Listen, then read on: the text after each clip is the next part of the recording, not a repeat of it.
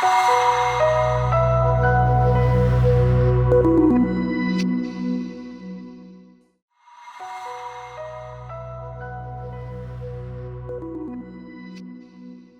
están? Muy buenos días. Bienvenidos a esta nueva edición de BTG Talks. Hoy día, como decía Juan Guillermo, enfocados en este nuevo escenario económico, político, social que vive nuestro país a raíz del estallido social del 18 de octubre. Estamos, yo creo, todos ávidos por hablar, por dialogar, por escuchar lo que viene, por entender lo que es el proceso constituyente, entender lo que es una convención constituyente mixta, en fin, todo lo que ha ocurrido también en las últimas horas en el Congreso, con dos protagonistas hoy día que ya sabemos y conocemos quiénes son: el diputado Jaime Belolio, diputado por la región metropolitana, ingeniero comercial de la Universidad Católica, y el diputado Pablo Vidal, de RD, también geógrafo, ¿no? Y diputado por la región metropolitana. Muy buenos días a ambos. Buenos días. Estamos con una noticia en desarrollo, tiene que ver con la suspensión de la UDI de Chile Vamos.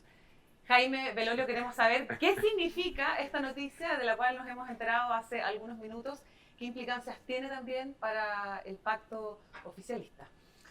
Bueno, buenos días, muchas gracias por la invitación. Le decía yo a Pablo y a los quienes me invitaron que yo me pierdo en esta zona, yo vivo en Buin, entonces de verdad que me pasé hace un par de veces y no cachaba bien comentar, así que por eso lamento haberme atrasado un poquito. Yo creo que desde hace bastante rato que la coalición misma tiene muchas tensiones en su interior.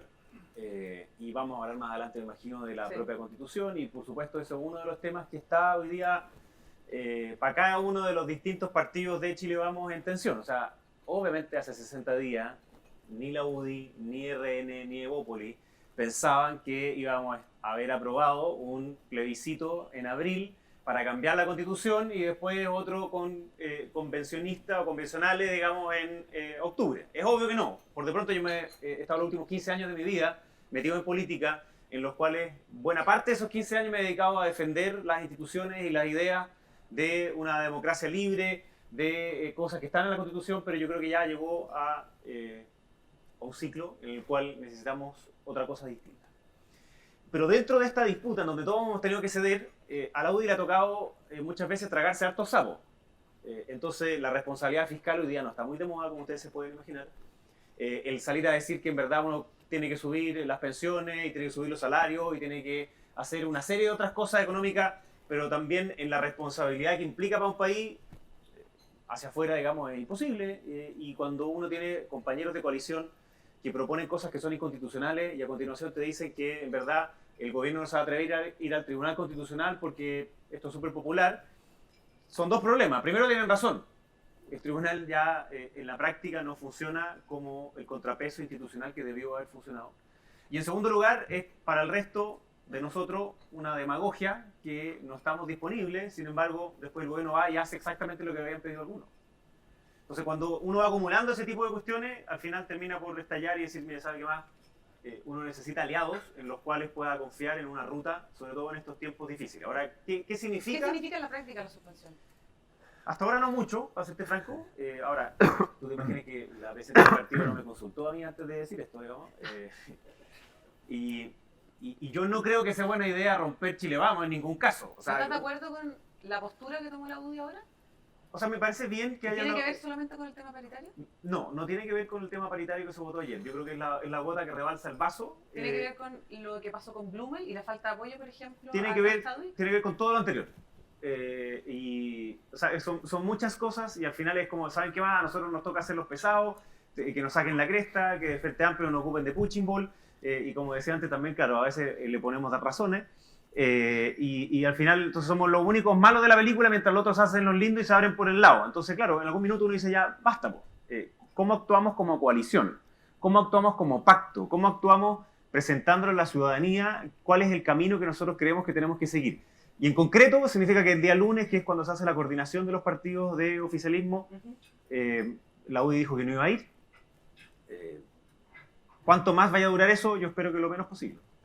Bien, Jaime Belolio y Pablo Vidal, que también pertenece a un pacto que ha presentado actos inconvenientes, que ha sufrido un quiebre, según algunos, a raíz del estallido social. Tú también, de hecho, renunciaste a la presidencia de la bancada de tu partido.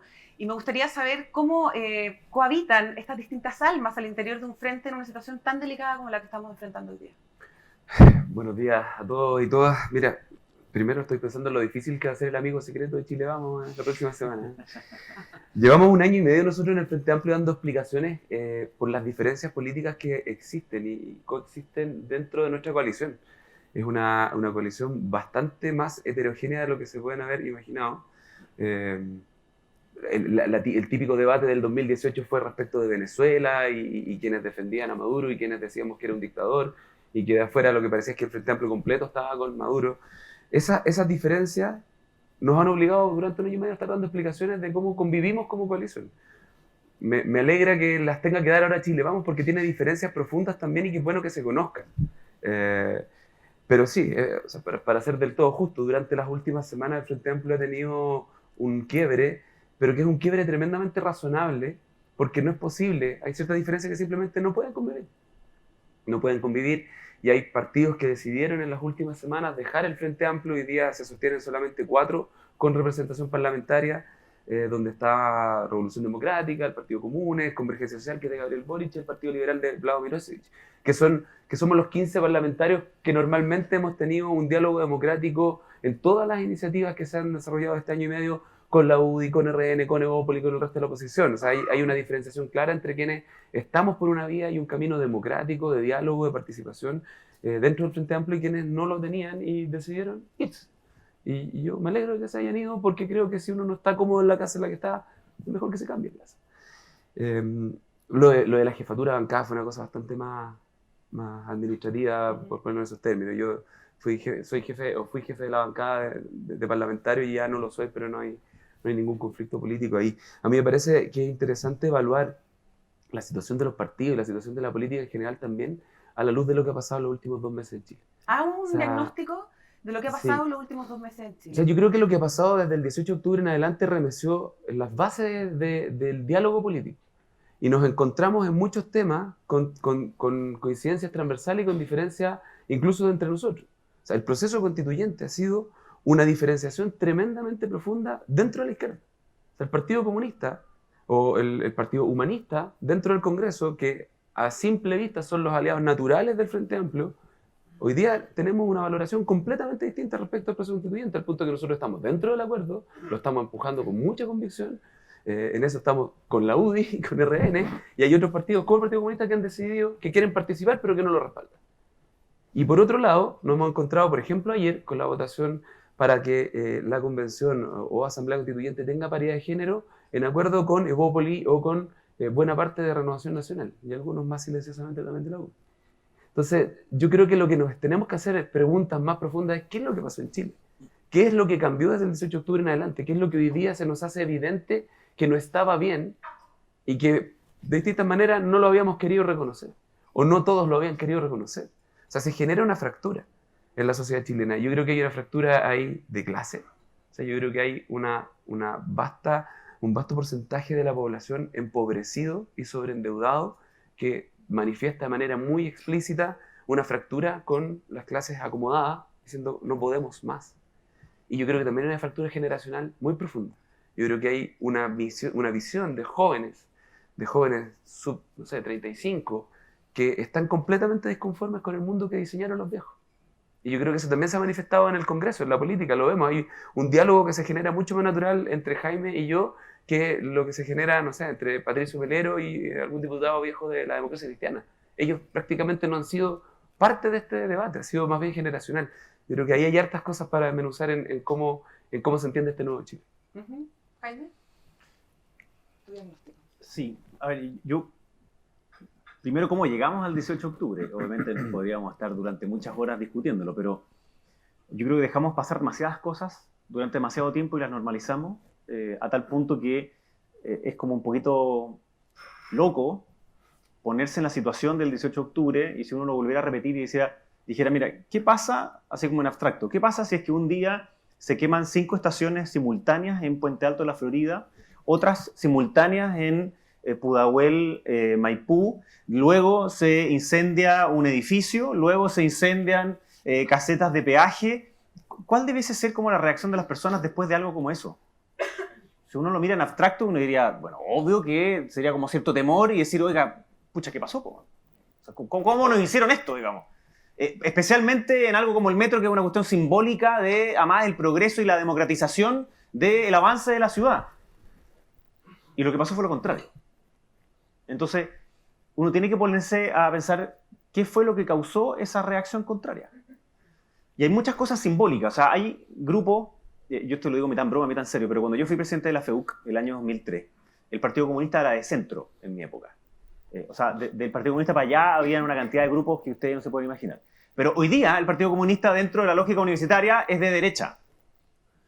Y no estoy exagerando. Y en algunos lugares es el único de derecha. Y de ahí para allá existe una cantidad impresionante de movimientos y otras lógicas que por supuesto no creen en la democracia, algunos de los cuales están representados hoy día en el Congreso, y otros que se tratan de subir a esa lógica. Pero déjame ir a una cuestión antes. Yo creo que Chile tuvo un consenso subyacente post-dictadura que fue profundizado y mejorado por los gobiernos de la Concertación, y por tanto eso significaba que había como una montaña a la cual íbamos a subir, y la pregunta no era si teníamos que subirla o no, sino que cómo era el camino que teníamos que hacer para llegar a esa montaña. Entonces, más o menos curva, con un asfalto más o menos, etc.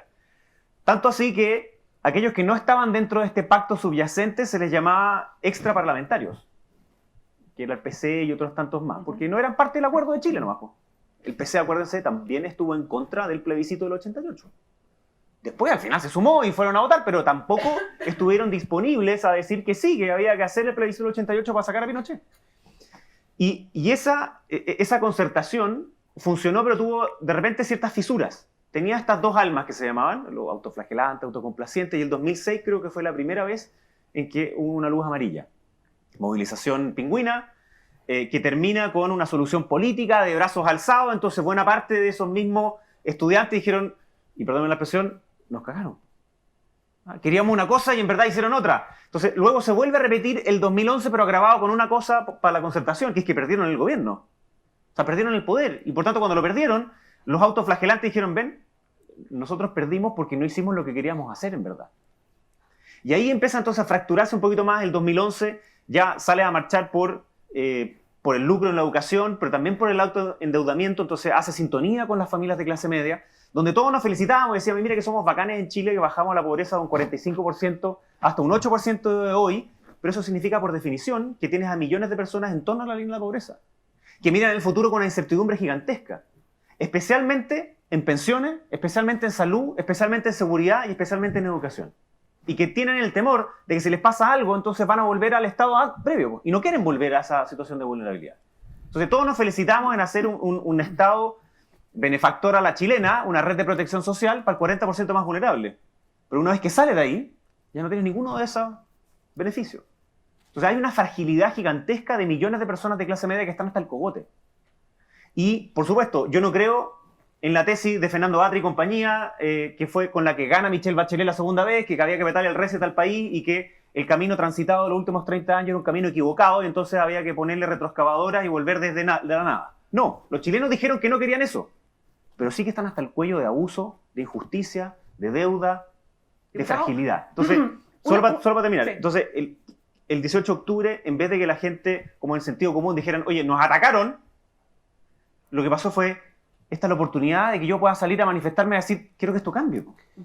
Y ahí yo creo que no, y termino diciendo, dentro de la centro derecha también nos demoramos demasiado en captar ese tipo de cuestiones, en darnos cuenta de que no bastaba con decir que teníamos que hacer una clase media protegida, sino que en concreto eso significaba ciertos aspectos específicos en materias económicas, en materias sociales, en materias políticas. Y por eso estamos donde estamos. Una cosa fueron las demandas sociales, yo creo que en eso estamos todos de acuerdo, por lo menos están más visibilizadas y lo podemos comprender.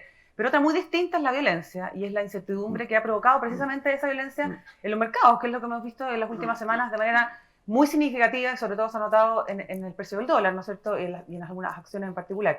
Yo imagino que la condena a la violencia es transversal, o sea, y sabemos perfectamente bien el daño que le provoca a las instituciones de nuestro país, diputado. Sí, sin lugar a dudas. Aquí sí es transversal. Aquí es transversal esa condena, pero, y desde el día uno... Es que es importante lo que dice el diputado Belolio. ¿Es transversal también en el Frente Amplio esa condena a la violencia? Sí, sí. O sea, la violencia en las calles particularmente. Yo al menos no he escuchado nunca a un parlamentario del Frente Amplio decir que avala la violencia. Pero Catalina Pérez, por ejemplo, yo la escuché, creo que fue ayer o antes de ayer, diciendo que iban a estar en la calle si es que no se hacía el proceso constituyente de acuerdo a sus normas. No, O a lo que ella quería. Sí, y dijeron que habían barricadas legítimas. Bueno, eso lo dijo Gabriel Boric, así que pregúntenle a él. Pero aquí hay un tema interesante. Voy a profundizar en el tema de la violencia, porque creo que es tremendamente interesante para tratar de entender lo que está pasando en Chile. Ahí lo conversaba hace algunos días con unos expertos en temas sociológicos y decían, analizar lo que pasó desde el 17 de octubre hacia atrás es relativamente fácil, relativamente.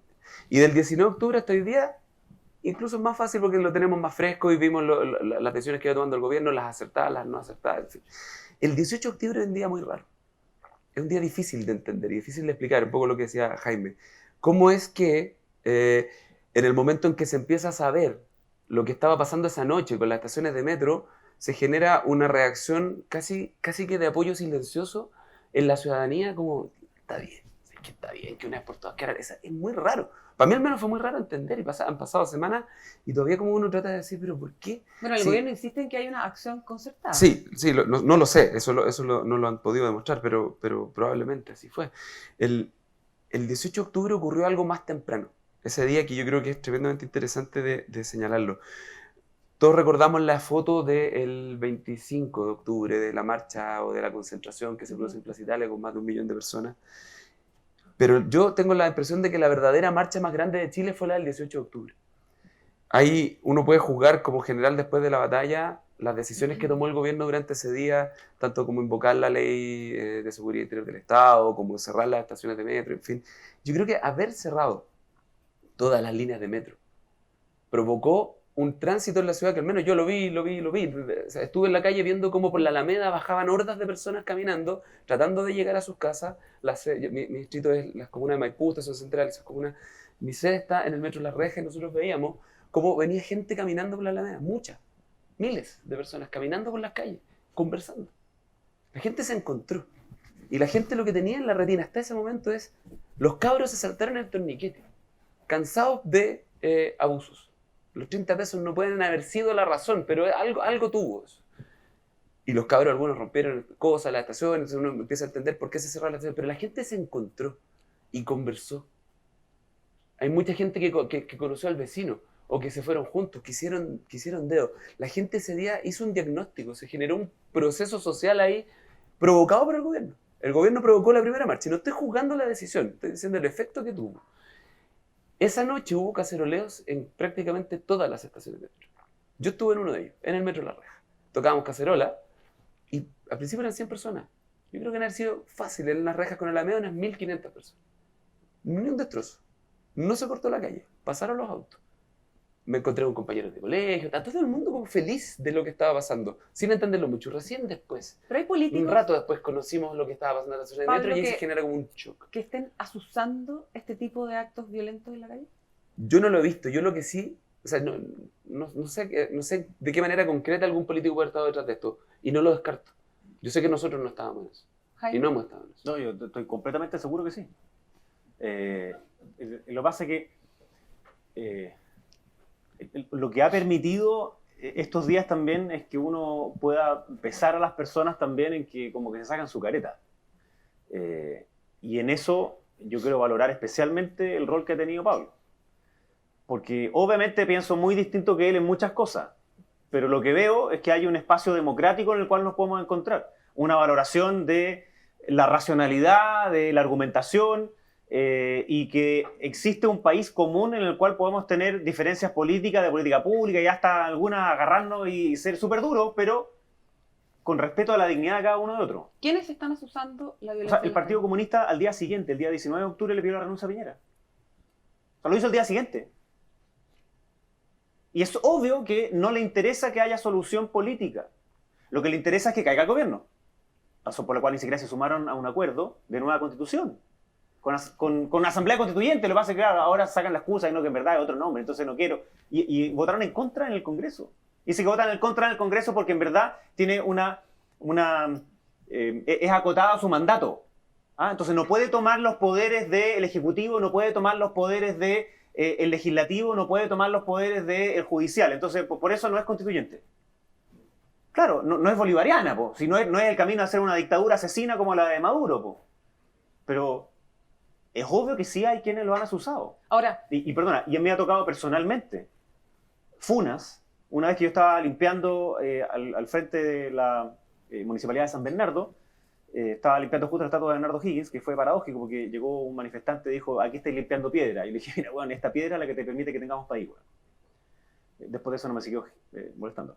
Pero eran unas 100 personas, de las cuales varios eran militantes del Partido Comunista, otros eran del Frente Amplio y otros eran barristas. Con una violencia impresionante. Yo estaba con mis carros chicos, además. Y por supuesto no hay respeto a nada. Ahora, esos fueron los primeros días, entonces uno entendía el caceroleo, un poquito como de manifestaciones, pero ahora llevémoslo al Congreso Nacional, en las graderías, votación del reajuste del sector público y votación después de el proceso constituyente, grupos arriba, verdaderas barras bravas, con banderas del Partido Comunista, gritándonos asesinos, y yo no voy a decir todos los garabatos porque estaba quedado grabado, y después abajo amenazando físicamente a las personas, entrando a las oficinas funándolo. Esa es la forma que tienen algunos de hacer política. No es la de Pablo, no es la de Revolución Democrática, no es la de buena parte del Frente Amplio, pero sí una parte del Frente Amplio, y sí, por supuesto, del PC completo. Sí, antes de ir al debate del Congreso, me interesa volver a la calle, en términos de la violencia, porque es lo que quería decir, y que me alargué mucho en la explicación anterior. Hay un fenómeno que todos vimos y que todos nos sorprendió probablemente, que tiene que ver con la forma en que se desarrollaron ciertos hechos violentos, al principio mezclados, muy mezclados con las movilizaciones pacíficas, y luego incluso a partir de conversaciones, tuvo el ministro Blumel con la Mesa de Unidad Social, las convocatorias a paros nacionales pararon, bajaron, hubo el acuerdo con No Más TAC, que hasta a mí me sorprende hasta el día de hoy que sean los que más han logrado avanzar en ese movimiento. Y el otro movimiento que triunfó, el que no quería el descenso de la U, también triunfaron en su anhelo. Pero cuando vimos en Quilpué el ataque de cientos de personas, incluso con armas, contra una comisaría, eso no fue en el contexto de una movilización social. El fenómeno de la primera línea, cuando vimos el supermercado, o sea, perdón, el hotel que fue atacado en La Serena, eso no fue en el contexto de una movilización social pacífica. Esos fueron actos definitivamente violentos, delictuales. Yo creo que ahí todavía nos falta entender en qué momento o de qué manera se lograron esas personas convencer de que ese era el camino para lograr algo. Porque no eran 100, no eran 200. Estamos hablando de que a lo largo de Chile hay miles de personas que están dispuestos no solo a agarrar una piedra, están dispuestos a agarrar una molotov, están dispuestos a agarrar una arma y atacar bien públicos, bienes privados, a la policía. A mí eso todavía me genera una pregunta muy profunda respecto de qué hicimos mal como sociedad. Bueno, eso nos tiene a todos, ¿cuál es la responsabilidad de nosotros? ¿Cuál es la responsabilidad de ustedes? ¿Cuál es la responsabilidad de la política, del empresariado? ¿Cuál es la responsabilidad de nuestra sociedad para que hayan tantas miles de personas en Chile? Que probablemente tiene que ver con, por ejemplo, hoy día que hay 350.000 niños, niñas y adolescentes que están fuera del sistema escolar. ¿Qué futuro le estamos ofreciendo a esas personas hoy día? ¿Y qué futuro les ofrecimos a los que salieron a la calle a hacer todo eso? No vamos a reparar ese daño con una sola medida. Y por eso fue tan difícil para nosotros ponernos de acuerdo con el gobierno cuando el gobierno decía la policía, carabineros, sacar los militares a la calle. ¿Cómo paramos el espiral de violencia? ¿Cómo lo paramos y cómo luego reparamos la relación de esta sociedad y de este pacto social que se fue quebrando, con algunas cosas que dice Jaime y algunas anteriores, con esas personas? Con esas personas que sienten que es bueno ir a destruir un banco en Providencia porque esa es la forma de protestar por la mala pensión que tiene su abuela. Ese quiebre todavía no lo hemos identificado y todavía no lo hemos empezado a pensar. Pablo, que bien interesante que nos detengamos en este punto por dos cosas. Uno, porque con esa violencia en las calles, ustedes se sentaron el 15 de noviembre a negociar en el Parlamento por un proceso constituyente. Y dos, porque han habido muchos cuestionamientos a cómo se ha ordenado la calle por parte de la moneda. Y quiero que nos concentremos primero en el proceso constituyente. ¿Qué pasó ese 15 de noviembre? Porque estaba la calle prendida, lo comentábamos antes de entrar acá, y los parlamentarios se ponen de acuerdo para llevar adelante un proceso constituyente que finalmente nos hemos ido enterando con los días. No tenía todos los elementos necesarios para llevar adelante este proceso. Jaime, parto contigo y después escuchamos a Pablo. A ver, sobre la calle y la violencia, que es importante para el día 15. Yo creo que varios días previos al 15 de noviembre estuvimos en la cornisa de que lo que se fuera abajo era nuestra institución y nuestra democracia. Y asusado por algunos, sin lugar a dudas. Yo tengo buena relación con Gabriel Boric, pero después de ver la imagen de él en Plaza Italia, insultando a un militar, al menos yo lo llamé por teléfono a mandarlo a la mierda. Dije, oye, si tú haces eso, entonces, ¿qué es lo que queda para el resto? Y en una democracia tiene que haber orden público. O sea, de hecho es la definición de un Estado, en donde tú le entregas el poder monopólico del uso de la fuerza. Y si el uso de la fuerza no es legítimo nunca, en ningún contexto, en ninguna circunstancia, entonces no puede haber democracia como nosotros la entendemos. Es simplemente la del más fuerte, el que tiene más armas, más poder o más violencia, y eso no es ni siquiera un Estado premoderno. Entonces, la minimización que se hizo, por ejemplo, ahora esto como parece como nada, pero saltarse el torniquete y decir que eso era una medida de desobediencia civil, sorry, pero no, no es una medida de desobediencia civil. La desobediencia civil es cuando tú tienes al frente un poder completamente injusto, como la que hacen los hongkoneses contra la dictadura china. Pero es distinto, entonces, avalar y poner tweets diciendo, sí, buena cabros, dale, sigan saltándose la cuestión, y después el otro va y rompe la estación de San Joaquín y dice, oye, sí, dale, compadre, si no pasa nada. Entonces, creo que normalizamos durante demasiado tiempo actos de violencia como los que ocurrían en el Instituto Nacional. Y que pasaba piola. O como los que ocurrían adentro de la Universidad de Chile, en donde a una estudiante por el hecho de ser derecha le agarraban una patada en el suelo y después cuando vuelve a clase, las compañeras le dicen que es inaceptable que ella esté dentro de la misma sala y la tiran agua.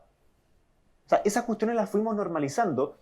Yo no quiero ponerme como ejemplo de nada, digamos, pero durante los últimos también 15 años he ido a muchísimos foros, y particularmente en las universidades soy siempre en minoría. Me acuerdo una vez que fui con Boric a la Universidad de Concepción y me presentan y dice Jaime Belolio, exalumno de colegio particular, eso dijeron, exalumno comercial de la Católica, egresado de magíster en Chicago, trabajó en la Fundación Jaime Guzmán y es UDI. Entonces era como la suma de todos los males. Y yo le dije, bueno, sí, ese era como mi prontuario. Claro, pero para algunos, ese comillas prontuario se deducía de manera que tú no puedes ni siquiera opinar. Entonces eso también empieza a transformarse en una normalidad que es simplemente inaceptable. Y el riesgo de esta primera línea, con la épica que le plantea Pamela Giles y otro, ¿qué significa? Es el crimen organizado que finalmente terminó cooptando espacios democráticos en México, en Brasil y en varias partes de Centroamérica. ¿Se negoció el 15 de noviembre con esa presión? Se negoció más que con la presión de la violencia, con la presión de que si no había una salida política a una crisis política y social, podíamos repetir lo que nos pasó hace 40 años atrás. Y en eso yo creo que sí, lo generacional jugó un rol. Porque, bueno, Pablo es más chico que yo, pero yo nací en el 80. Entonces, para mí la democracia, y para muchos de nosotros la democracia estaba acomodada y funcionaba como con piloto automático, probablemente para muchos de ustedes también. Entonces, claro, cuando me han tocado mucha gente que me dice, oye, la página en blanco y la nueva constitución, ¿y cómo es posible? Yo le digo, ¿te has leído alguna vez en tu vida el Pacto de San José de Costa Rica? Y me encontré así como, ¿y qué es esa weá? Digo, no, pues que es muy importante porque es un tratado internacional sobre derechos humanos que establece ciertas cosas que no son en blanco y por tanto tú no puedes renunciar a ellas. Y te miran así como, ¿en verdad no? ¿Y te has leído la Constitución? Pucha, en verdad no. Porque claro, muchos, y especialmente en el sector financiero y en el empresarial, tomaron como que la democracia era algo externalizable. Como que estaba allá, funcionaba en Valparaíso y allá nosotros nos sacábamos la cresta y no importaba mucho. Pero ahora estamos en otra parada completamente distinta. Y ese día en particular, de los 6 años que yo llevo siendo diputado, es lejos el que más me tocó parlamentar. Por lejos. Y el que más me tocó confiar en distintas personas. Y le puedo contar una última cosa, que significó también un salto para nosotros a cierto vacío. El día miércoles, porque esto fue un jueves, el día miércoles se estaba negociando bastante en llegar a una solución que era 80% de personas electas y 20% parlamentarios. Una convención mixta 80-20. Pero esas negociaciones las estaban haciendo más bien con algunos senadores. Y varios senadores del PPD que se hacían los lindos con esa negociación, los diputados del PPD no estaban ni ahí con su fórmula. Entonces, no tenía mucho piso, ¿sabes?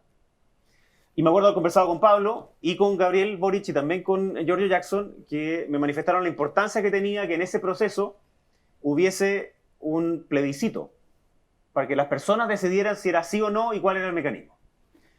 Y entonces, eso era el miércoles, ya el jueves se siguen las negociaciones y estuvo a punto de fracasar. Y en esa parte de estar a punto de fracasar, se me acercó Pablo y me llamó Gabriel, que estaba en Santiago, y me dijeron, oye, necesitamos que te abras a la opción de un plebiscito, sí, no, y 2 alternativas después para elegir la convención. Y ahí ya estaba hablando por teléfono con Gabriel, le dije, mira, puede ser. El problema es que si yo digo eso públicamente significa con una alta probabilidad que me pueda quedar solo. Y por tanto que de tener 4 o 5 apoyos dentro de la UDI, voy a tener uno. Y yo no voy a ser de la UDI, sino que voy a ser independiente. Y me dijo, lo tengo claro y a mí me puede pasar lo mismo. ¿Lo has pensado tú? Sí, muchas veces. Pero patrón. Todos los días.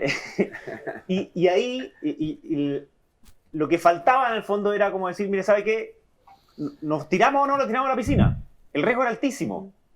Pero dije, ¿sabes qué más? Sí, vale la pena. Es la oportunidad. En RN, obviamente, Mario Desbordes estaba también disponible. Y lo que fue increíble es que también después la UDI dijo, ¿sabes qué más? Puede ser, pues. Es una solución que puede ser. Hay algo que yo le dije ese día a Jaime, lo quiero comentar acá en público porque creo que explica un poco esa solución. El 80-20 o el 70-30, esa opción los dejaba mal a ellos y nos dejaba mal a nosotros. Porque nuestro mundo nos iba a considerar inaceptable que no fuera 100%. Y nosotros no teníamos capacidad de convencerlos a ellos de que tenía que ser. Y yo le decía, Jaime, ¿para qué ustedes van a pelear el 80-20 si en realidad ustedes creen que debería ser mixta?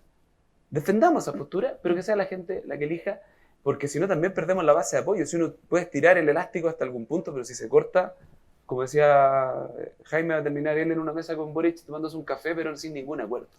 Había que sumar más gente. Yo quiero retroceder un poco al tema constituyente y quiero hacer un reconocimiento acá.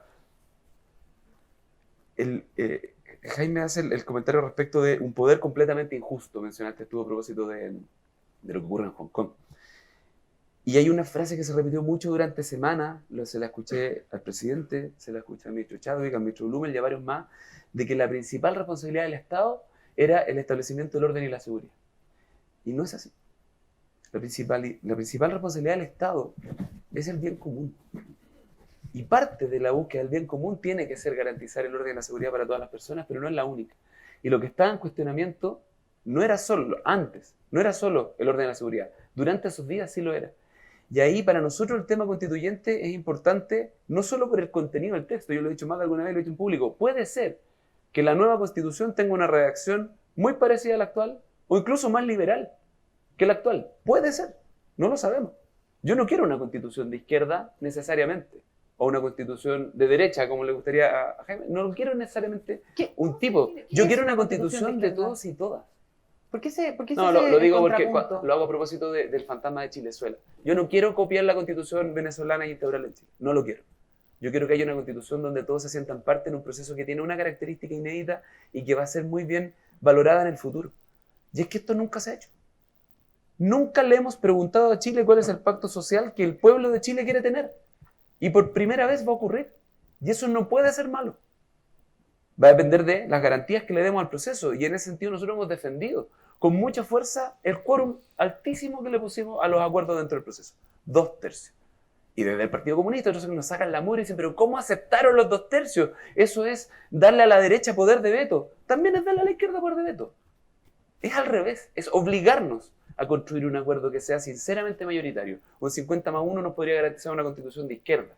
Un 4/7 una constitución de centro. 2/3 nos garantiza una constitución de todos y de todas. Eso es lo que nosotros queremos. Yo que sé que eso es lo que quiere Jaime también. Vamos a ver ahí qué significa eso y cómo se traduce en el texto. Pero la legitimidad que va a tener el proceso es algo que lo va a hacer una constitución distinta. Y hay algo que ahí entendió la derecha y lo entendió el gobierno en esos días y que yo creo que es, al menos de mi parte, el reconocimiento más grande que les tengo que hacer. Cuando la tentación, y no solo la tentación, la presión que estaba recibiendo el presidente Piñera era sacar de nuevo a los militares a la calle con las consecuencias fatales que iba a tener eso. Se resistieron a esa tentación y entendieron que este era un problema político. Y contra toda lógica, o contra toda lógica al menos naturalizada en redes sociales, el problema de las manifestaciones masivas, que no es un problema, pero las manifestaciones masivas, y la violencia que se está expresando tuvo su mejor remedio, al menos durante unos días, o su mejor analgésico, en un acuerdo político. Eso yo creo que es una lección para todos entender. Cuando hay problemas de injusticia, hay que combatirlos buscando corregir la injusticia. Esto yo lo conversaba con el equipo, ¿qué ejemplo podemos dar? Cuando una persona está sometida a estrés, eso lo manifiesta de distintas maneras, con dolores de cabeza, cansancio muscular, con problemas para dormir, y uno puede empezar a atacar cada uno de los síntomas y no va a solucionar el problema de fondo. Mientras no le mejore las condiciones de vida a la persona para que deje de estar estresada, a lo mejor le va a curar cada uno de los síntomas. Con un analgésico le va a quitar el dolor de cabeza, con una pastilla lo va a hacer dormir, que es como está la gran mayoría de la población chilena, que es una de las sociedades que tiene más problemas de enfermedades mentales, psiquiátricas y psicológicas, pero no soluciona ese problema a fondo. Y acá entendieron que había que ir a un problema de fondo, de legitimidad, de darle legitimidad al sistema político. ¿No les parece a ustedes realmente alarmante tener un presidente con 10% de aprobación? ¿Con un gobierno con 10% de aprobación? ¿Con un congreso con 8% y con un partido político con 4% de aprobación? Yo sé que cuando Jaime va a actividades a su distrito le va bien. Cuando yo voy, a mí me va bien. La gente me recibe bien. En general, no tengo mayores conflictos. Pero cuando asumen que somos diputados y nos cerramos el edificio, son todos malos. Igualmente malos.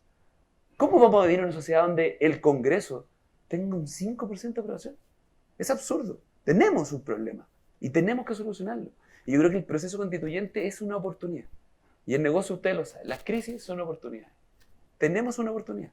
Y tenemos una oportunidad de dar un paso hacia adelante, hacia mejor. Y la invitación es que cada uno asuma la responsabilidad y el rol que tiene en este proceso, en colaborar, que sea para mejor. Y yo creo que en ese sentido la UDI, RN, Evópolis lo entendieron, nosotros también lo entendimos, asumimos nosotros el costo que hacia ciertos sectores de la izquierda voy a tener, ustedes asumieron el propio, pero eso es completamente democrático, necesario. Yo creo que el reconocimiento, sobre todo ustedes se dieron mucho más. Nosotros nos fundamos como partido el 2012 diciendo que queremos en Chile una asamblea constituyente, obviamente estamos felices. Ustedes no lo querían y yo creo que también saben, hoy día están satisfechos de que este proceso puede ser una tremenda oportunidad para Chile. ¿Usted va a hacer campaña por el sí, para el plebiscito de entrada, o por el no? Por el sí. Y la razón, bueno, una parte la decía antes, concuerdo con Pablo que hay ciertas cosas que hoy día ya simplemente no funcionan. O sea, tenemos una crisis social evidente y creo que llegamos tarde a la solución de esa crisis social. Tenemos una crisis de instituciones y déjenme ponerle solamente 3 ejemplos. Hoy día los jueces, a través de recursos de protección, hacen políticas públicas y eso no se puede. ¿Y quién los controla? Y les da lo mismo. O sea, hay jueces que hacen activismo judicial y a partir de ese, sin control, digamos, hacen y establecen políticas que no era su propio rol.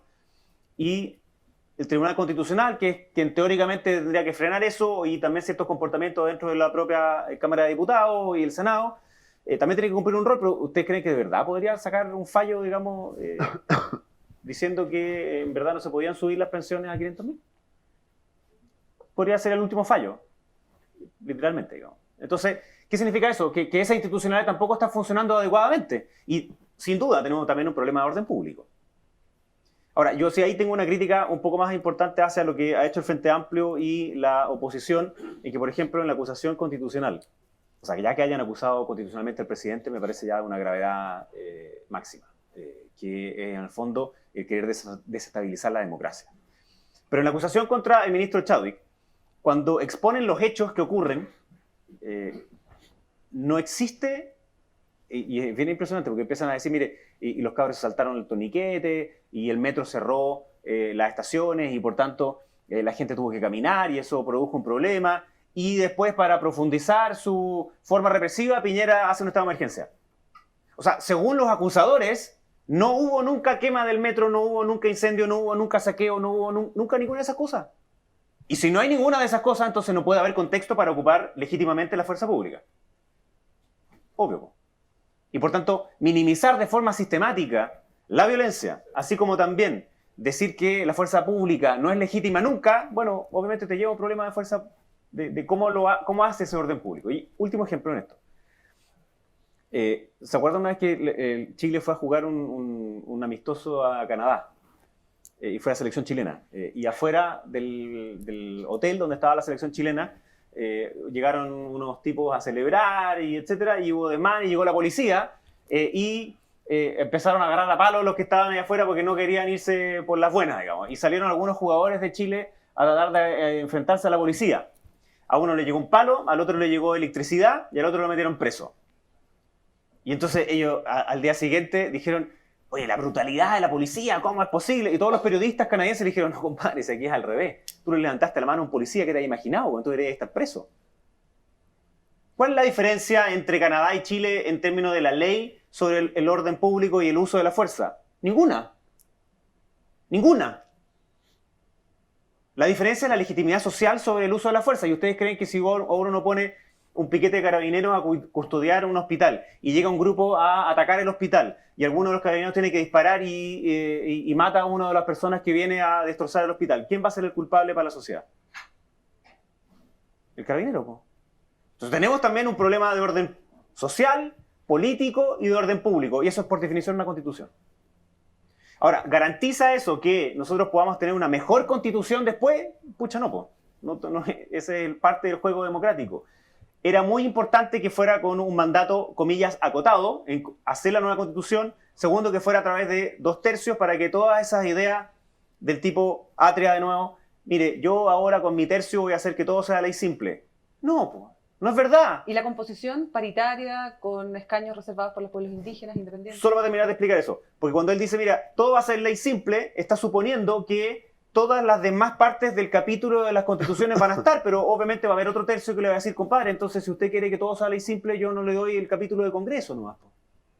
Entonces, el empate entre extremos lo que hace es que tengamos una constitución que nos pueda a todos generar confianza y legitimidad.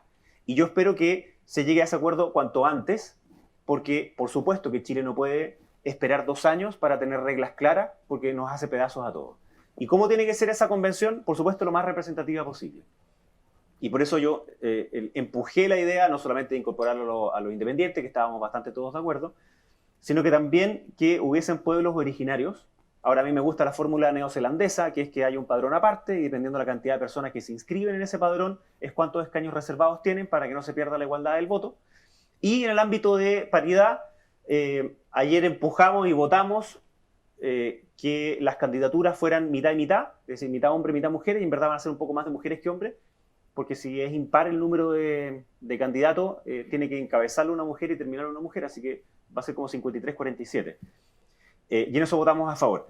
Pero no votamos a favor de que después de la voluntad ciudadana democrática de haber escogido con los votos a unos y a otros, haya una corrección de género. La diferencia fundamental, creo, es que los partidos políticos le han puesto trabas a las mujeres para llevarlas como candidatas a los lugares más competitivos y para que puedan asumir posiciones de liderazgo. Sin embargo, si tú puedes ahora como hacer grupos de independientes que pueden competir en igualdad de condiciones que los partidos, no existe esa misma frontera. Y por tanto, yo no creo que la voluntad democrática soberana tenga que ser corregida ex post y decirle a alguien que salió electo, decirle, ¿sabe qué, compadre? Usted no salió electo porque salió esto otro, porque en verdad es de género distinto. Como pasó en el colegio de abogados, en donde tuvieron que sacar a una mujer y poner un hombre. Exacto. A mí eso simplemente no me gusta. Bueno, avancemos con los temas tributarios. Solo quiero poner una prevención sobre el tema de la corrección en los sistemas electorales. No es para espantarse. O sea, el sistema electoral actual tiene distorsiones donde personas que tuvieron menos votación que otras resultaron electas por correcciones que son lógicas. Voy a dar el ejemplo más cercano que tengo yo, que es el caso del diputado Jackson. Giorgio Jackson es la primera mayoría nacional, sacó 105.000 votos. Y en la misma lista del Frente Amplio, en ese distrito, el segundo más votado fue Alberto Mayol, con creo que 25.000 votos. Pero Alberto Mayol no es diputado. Sí. Los otros dos diputados Frente Amplio que entraron al Congreso son Gonzalo Vinti y Natalia Castillo, que ambos bordearon el 1%. Pero eso tiene sentido.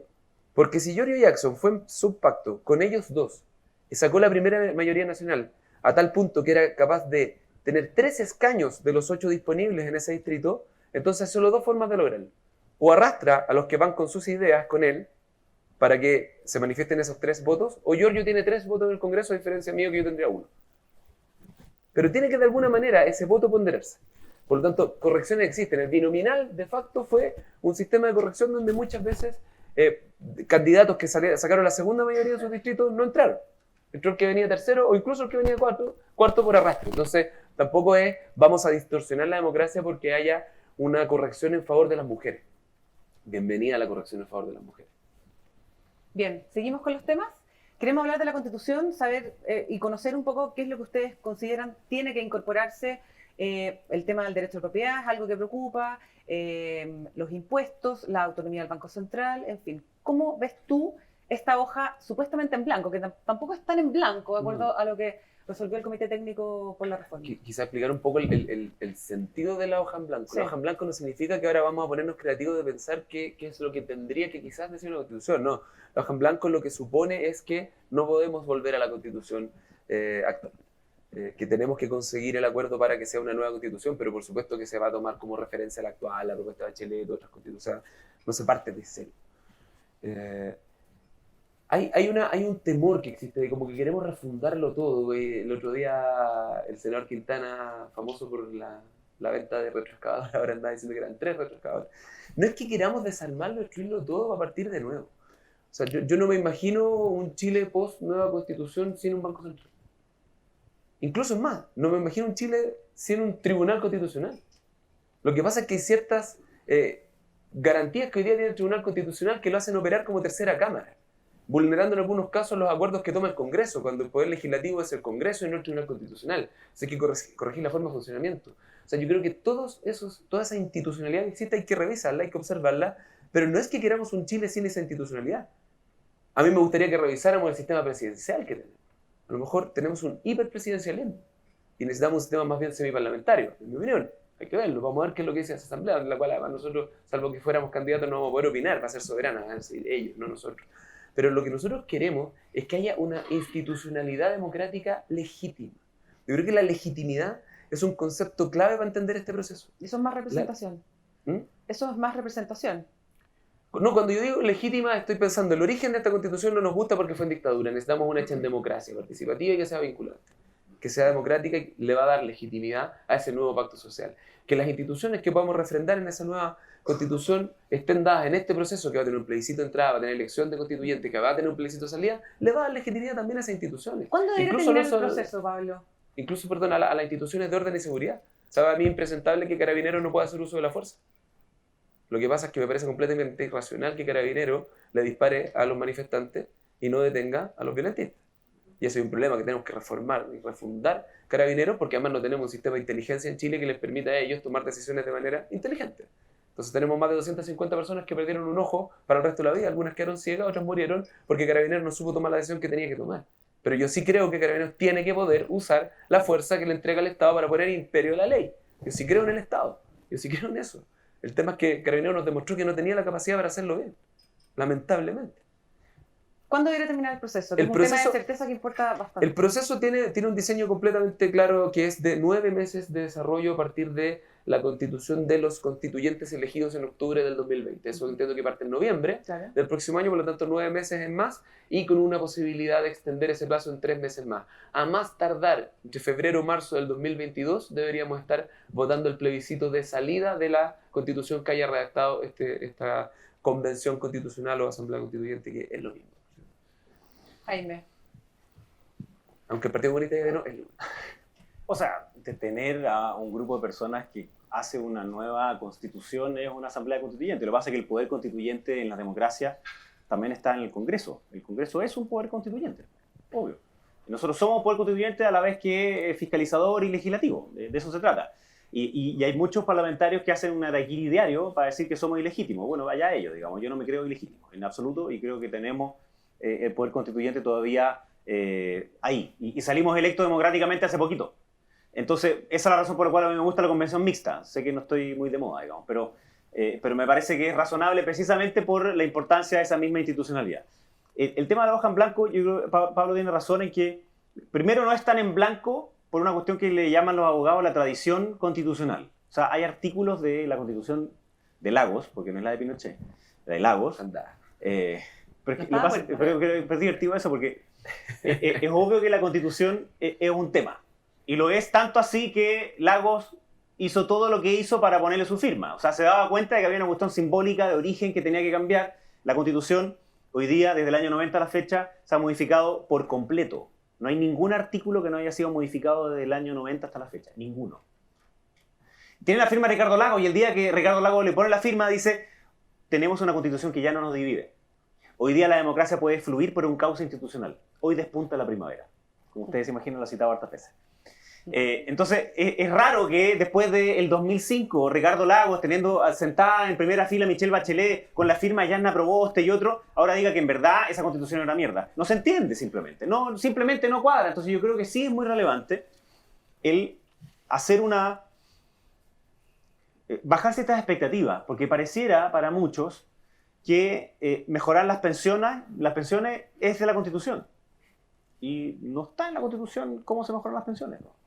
O que bajar el precio de los medicamentos es de la Constitución y no está en la Constitución, ¿no? Y así sucesivamente. o que dicen, no, penalizar la colusión, que es inaceptable. Pero eso es una ley, es un código, que no es la Constitución. Entonces hay una presión, que es lo que ocurrió también en otros países, hacia el capítulo, llamémoslo así, de los derechos garantizados. Hay dos ejemplos democráticos, México y Colombia, que son muy excesivos en estas garantías constitucionales, pero que en verdad son de papel. Porque para que se cumplan esas garantías, esos derechos sociales, tiene que haber después una institucionalidad que te permita llevarlos adelante junto con un sistema económico que se financie de manera de llevarlos adelante. O sea, no basta con poner en la Constitución que tendremos salud oportuna, gratuita y de calidad. Me encanta, la firmo. ¿Pero qué significa eso en concreto? Significa que tenéis que tener hospitales, que tenéis que tener médicos, que tenéis que tener plata para financiarlo, que tenéis que tener tecnología, etcétera, etcétera, etcétera. Y ese tipo de cosas todavía no están bien resueltas. Entonces, hay una izquierda democrática, de la cual Pablo obviamente es uno de los representantes especiales, que sí está de acuerdo con una arquitectura general de la Constitución que probablemente es bastante similar de la de hoy. Ahora, si uno mira la hoy día, el Consejo Nacional de Televisión está en la Constitución. ¿Tiene algún sentido que no tenga el CNTV en la Constitución? No, ni uno. ¿Pueden haber algunas cosas que salgan de ahí o que sean de un quórum distinto que el que hoy día está? Sí, probablemente sí. A mí me gustan las constituciones más bien minimalistas, con estructuras importantes. Entonces, ¿cuál es la garantía de que va a haber Tribunal Constitucional, de que va a haber Banco Central Autónomo? Bueno, no es una garantía 100%. Primero, porque hay que elegir a esos convencionales y por supuesto que tienen que ser personas razonables. Pero segundo, dado que esta convención tiene que llegar a un acuerdo de la forma de funcionamiento y la forma en que vota también por 2/3, hay dos maneras en que tú puedes conseguir que salga una cuestión razonable y no un mamarracho. Y es que tú votes igual que en el Congreso en general y luego en particular. Y cuando tú votas en general, lo votas al inicio y no votas un titular nomás. O sea, no votas un esqueleto sin ningún contenido, sino que votas un contenido. Y luego le haces modificaciones a cada uno de esos distintos artículos. ¿Por qué? Porque lo que se quiere evitar es que tú vayas como si fuera un salame y dices, mira ya, bueno, artículo número 1, estamos todos de acuerdo que todas las personas somos libres y tenemos derecho, obvio. Y después cómo eres chileno, probablemente no vamos a tener ninguna diferencia. Pero después vamos a llegar al capítulo ya de los derechos garantizados y probablemente sí vamos a tener diferencia. Entonces, esa primera negociación es muy importante. Y ahí es donde yo espero que todos cooperen. Y cooperen desde los intelectuales, y desde las universidades, y desde los empresarios, y desde las organizaciones sociales. Y en el tema de orden público, por supuesto que es muy importante que también nosotros hagamos una modernización de las policías, porque Pablo tiene toda la razón, no es razonable que si el protocolo dice que tú tienes que disparar los perdigones de goma a 25 o 30 metros en el tercio inferior, resulta que tengamos a 200 personas que recibieron trauma ocular, de los cuales 40 y tantos perdieron la vista. No es razonable. No se puede simplemente. Ahora, ¿es eso solo culpa de los carabineros? Claro, es distinto decirlo sentado acá que cuando viene una turba de 500 monos a tirarte piedras encima, obvio. O cuando le dicen que el balín es de goma y no lo era. Exactamente. Esa es la razón por la cual yo tampoco nunca podría ser carabinero tampoco, digamos. Pero el tema del balín es súper importante también, pues, porque, y aquí es algo que también le he hecho ver especialmente a la gente más de izquierda, que se pasa como de revoluciones en algo, porque nunca es justificable violar los derechos humanos. Nunca, jamás, bajo ninguna circunstancia, ni ninguna justificación. Ni en la dictadura de Chile, ni en las dictaduras que hoy día existen en el resto del mundo. Nunca. Y las violaciones de derechos humanos las cometen los agentes del Estado. No las cometen otras personas. Entonces, eso es muy importante. Y algunos dicen, mira, lo que hubo es una violación sistemática de derechos humanos por parte de las policías. Entonces, había una política deliberada para ir a dañar a los manifestantes. Pero eso es tan absurdo, porque si uno llegara a esa conclusión, tendría que decir cuál es el inicio de esa política deliberada para dañar a los manifestantes. Y tendría que decir el momento en que se compran esos balines. ¿Y cuándo se compraron? El año 2017, con Michelle Bachelet.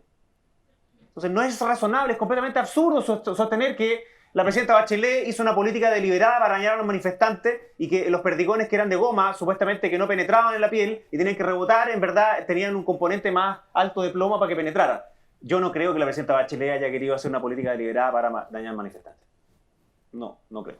Y como no creo eso, entonces tampoco creo que siga para adelante en el resto de nuestra institucionalidad. Sí creo que es muy grave lo que pasó en términos de abuso, no solamente el tema de los perdigones, sino que también otras cuestiones que han ocurrido al interior de al interior de comisaría, de violencia sexual, de violencia de todo tipo, que es completamente inaceptable y necesitamos entonces esa relegitimar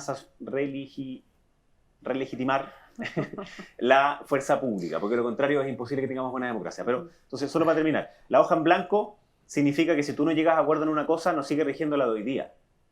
Pero no es que tú no tengas otras cosas a las cuales hacerte cargo, entre los que están todos los tratados internacionales firmados y ratificados por Chile, que son, por supuesto, los de derechos humanos, pero también los tratados de libre comercio. Eso quedó incluso, creo, en el documento que Así hablamos. Sí. Sí. Ahora, Oye, estamos a algunos minutos ya de ir cerrando. Queremos abrir un espacio después para que ustedes puedan preguntar a los dos diputados acá presentes. Y para cerrar, queremos escuchar, Pablo Vidal, el rol que crees tú que tiene que tener el empresariado en este nuevo proceso. perfecto, mira, volver un poco quizás al tema que planteaba Jaime sobre lo del 2005, cuando Ricardo Lagos firma esta nueva constitución muy grandilocuentemente. Si uno pudiera hacer política ficción, que nunca en general es una buena idea, pero si volviéramos a ese momento, y a lo mejor el presidente Lagos hubiese decidido someter a plebiscito esa nueva redacción, a lo mejor hoy día no estaríamos hablando de esto. Y podríamos decirnos si esta constitución es legítima. El pueblo de Chile la aprobó como una constitución democrática. Pero no ocurrió eso. No ocurre eso. Y sí hay cosas que están en la Constitución que van a ser de profundo debate. Y ahí voy a abrir una que puede ser incómoda quizás, incluso acá. Hay capítulos de la Constitución que requieren hoy día 2/3, no de la futura Asamblea, del Congreso Nacional para ser modificados y que no han sido modificados. Y uno de ellos que es conflictivo y que lo menciono a propósito porque va a ser un tema de debate es, por ejemplo, la propiedad de los derechos de agua, que está en el capítulo 3, que es un capítulo que requiere 2/3 para ser modificado. Ese sí es un debate profundo. Y no porque queramos afectar necesariamente el derecho de propiedad, porque eso es un fantasma a la izquierda, no quiere el derecho de propiedad. Yo al menos sí creo en el derecho de propiedad. Pero cuando uno mira el tema de la crisis ambiental, cuando uno mira la situación de muchas comunidades en distintos lugares del país que no tienen hoy día agua para beber, y tenemos este resguardo de la propiedad perpetua de los derechos de agua, como no existe en ningún otro lugar del mundo, sin lugar a dudas, ahí va a haber un debate. Ahí va a haber un debate. Y ese tipo de cosas que hoy día están en la Constitución no se han podido cambiar nunca porque necesitaríamos 2/3 de los diputados y senadores en ejercicio actualmente para cambiarlo, y eso nunca ha existido, también porque el equilibrio del binominal no lo permitía y ahora tampoco están esas mayorías. Entonces yo creo que sí van a haber debates que van a requerir de la capacidad de proponer desde el mundo privado, a propósito de la pregunta que tú me hacías. O sea, ustedes juegan un rol y es difícil para mí poder darle el consejo y decirle qué es lo que ustedes tienen que hacer ahí. Yo lo que sí les puedo decir es que ustedes tienen un rol. Y es importante. Y esto ayuda, esta conversación, y me interesa mucho escuchar las preguntas. Pero también tiene un rol en proponer, en pensar, en innovar. En pensar en cómo pasamos a un sistema económico que esté mucho más basado, por ejemplo, en agregarle valor a los recursos naturales que tiene el país, no simplemente extraerlos y exportarlos. O sea, tenemos una oportunidad de generar una economía mucho más valiosa si somos capaces de sacarle más provecho a lo que tenemos como país. Y eso no tiene por qué dejar a comunidades enteras sin agua. ¿Cómo logramos ese equilibrio para que también el desarrollo de los negocios tenga la legitimidad social necesaria para que sea valorada por todos los chilenos y chilenas? Es justo pensar que haya personas que tienen pensiones en promedio. 50% de las pensiones están bajo los 160.000 pesos de las personas que cotizaron íntegramente en el sistema FP. Incluso si uno lo lleva por el típico argumento, las lagunas. La gente que no tuvo laguna en 30, 35 años hoy día tiene pensiones debajo de los 300.000 pesos. O sea, debajo del sueldo mínimo. ¿Cómo logramos un sistema de justicia social lo suficientemente legítimo para que los negocios cuenten también con esa legitimidad? Es justo, a propósito cuando llegamos, de mirar acá el desarrollo que vemos a lo que nosotros vemos en las comunas que representamos, a los niveles de pobreza que vemos en esas comunas, a los niveles de endeudamiento que tienen las personas, a que el promedio, la mitad de Chile, gane menos de 500.000 pesos per cápita. ¿Alguien acá podría vivir con eso? Yo no. Cuando entendamos que necesitamos generar justicia social y generar las condiciones de vida mínimas para todas las personas, va a ser mucho más posible entender que haya otros que tienen más por su sacrificio, por su riesgo, por su capacidad de innovar, sumamente bien. No hay ningún problema. Pero hay ciertos pisos mínimos que hoy día en Chile no los tenemos y los necesitamos. Y la pregunta entonces yo se las devuelvo a ustedes. Piensen ustedes, ayuden ustedes a pensar cuál es el rol que ustedes van a jugar para que eso ocurra en Chile. Para que no haya algunos que tienen tanto que nunca en su vida ni en las de sus futuras generaciones lo van a poder gastar, y personas que no saben si van a poder llegar a fin de mes vivos porque no les alcanza el dinero ni siquiera para comprar los remedios. Eso no puede seguir siendo así. y lo tenemos que cambiar. Y eso es responsabilidad de todos. Diputado Belolio. Se puso a hablar de agua y me dio sed, así que es encantado si nos pasan un poquito más de agua. Porque además, más encima yo vivo en una zona que tiene muchos problemas de agua, muy cerquita de Paine, de hecho, así que hoy día de hecho ando con calcetines de sandía. Literal de sandía, no de color sandía. No, real. Tiene sandías, es literal. A ver, yo creo que primero ratificar esta idea de que durante demasiado tiempo el sector empresarial, llamémoslo así, o el sector privado, vio la política como algo externo, algo como que no le era propio, que eran simplemente las reglas que les ponían otros y por tanto que ellos simplemente tenían que jugar de acuerdo a esas reglas. Pero que no me parece mal, digamos, en el sentido de que se ponen las reglas y tienen que cumplirlas. Pero es obvio que hay un impacto inmediato de cómo se hacen esas reglas, de cómo operan las reglas. Ejemplo, hay un súper buen libro, digamos, el Salvando el capitalismo del capitalista, en donde da cuenta de que quienes se coluden, por ejemplo, o quienes quieren tener prebendas para que les vaya bien en sus propios negocios, no solamente están metiéndole la mano en el bolsillo a las personas, sino que están haciendo pedazos la idea misma de una economía libre. Porque se basa la economía libre en una confianza de intercambios voluntarios. Y eso es desde Adam Smith. Y además, típicamente lo que pasa es que de Adam Smith todos sacan la caricatura de la mano invisible, pero muy poco leen al Adam Smith de antes, de la teoría de los sentimientos morales, que es el que te dice cuáles son las condiciones básicas mínimas para que pueda funcionar bien una sociedad, que es un marco normativo básico. En donde el rol de la empresa no puede ser un rol de inmediato plazo, en que se agota en sí mismo, porque si es de corto plazo, entonces no hay ningún incentivo en la cooperación ni en la sostenibilidad. Y para que un progreso sea sostenible, las empresas tienen que hacerse cargo no solamente de su última línea, sino que también hacerse cargo de lo que pasa al interior de su empresa, de lo que pasa alrededor de su empresa y lo que pasa en el país donde están. Esto como que parece obvio, pero resulta que en la práctica muchos lo podían decir, pero no lo hacían. Entonces, el tema de los salarios obviamente que es uno de ellos. Obvio. El tema de la relación con los trabajadores obviamente que es uno de ellos. Me he topado con demasiadas personas que me dicen, oye, yo no sabía este nivel como de rabia que sentían algunas personas de mis trabajadores adentro de mi propia empresa. Yo decía, pucha, sorry, pero ¿alguna vez te sentaste con ellos a conversar así como más humanamente, preguntarles cómo estaban y qué vivían y en qué comuna están y a qué colegio van sus cabros y otros? Y no, pues la respuesta es que no. Entonces, es difícil que después nos sorprendamos humanamente cuando en verdad actuábamos robóticamente. No se puede. No quiero decir con eso que entonces las empresas todas tienen que ser chiquititas, comunitarias, no. No. Lo que sí quiero decir es que hay un rol demasiado importante en el mundo empresarial, más privilegiado, en darse cuenta que hay una repolitización de la sociedad, que hay un rol relevante de cómo se construye el valor al interior de las empresas, que no es a cualquier forma. Y que no basta con decir, oye, pues si yo hay empleo, así que no me voy. No basta con eso. Tiene que ir mucho más allá de eso. Y eso es parte del Chile que venía hace rato, que venía acumulándose, pero es sobre todo mucho más importante en arte porque, como bien dice Pablo, las empresas necesitan tener una legitimidad básica, mínima, para poder operar.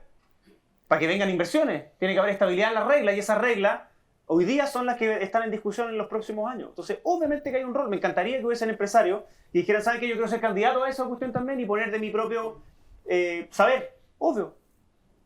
¿Por qué no, digamos? ¿Por qué se trató demasiado tiempo como de enmascarar la posición política de algunos de los empresarios y además como daban plata en gastos reservados? Entonces, claro, lo hacían a nombre del RUT de la empresa, pero ahora tienen que hacerlo a nombre del RUT personal. Pues. Entonces tienen que participar, pues, y tienen que hablar, y tienen que tuitear, y tienen que estar entonces en el foro de no sé cuánto, y tienen que dar opinión. Más allá de simplemente actuar robóticamente, llegar y hacer la pega como si el resto de las cosas no importaran, porque empezó a ocurrir que sí importa. Así que yo espero que haya un rol muy importante de todos, pero también, por supuesto, de aquellos que generan la mayor parte del progreso y de la economía del país. Diputado Jaime Belolio, diputado Pablo Vidal, muchas gracias por haber estado esta mañana en BTG Talks. Nosotros los dejamos invitados para una próxima oportunidad. Muy buenos días.